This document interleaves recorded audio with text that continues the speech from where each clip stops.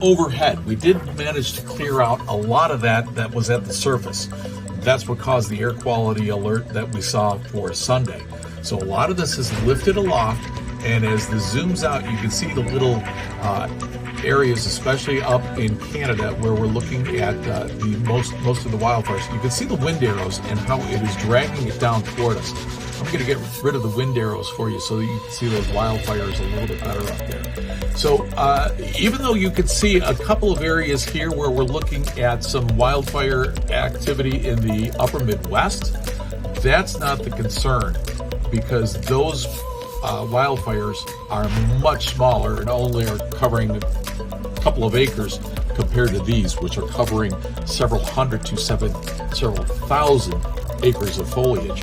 And because we have somewhat fresh vegetation up there, these are creating a lot more smoke than areas over here, where, for instance, in Iowa, the weather's been rather dry.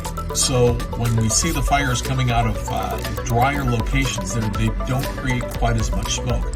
So it's up here in northern Canada, up in the prairie provinces, where we're seeing the most intense fires and the most intense smoke.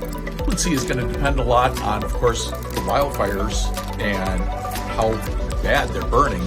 And the other factor is the upper level wind. I'll put the wind back on here really quick so that you can see we're looking at the winds from the fires up north being drawn down and pulling that air, all of that smoke and the particles, into the upper Midwest. The last time we had the air quality issues, it was from the wildfires off to the north and east. And you can see there's a little bit of an area of low pressure that was slid a little bit more to the east, and it was drawing that air down directly toward us. So as long as the upper level patterns are favorable to bring that air into us, we're going to continue to see air quality alerts.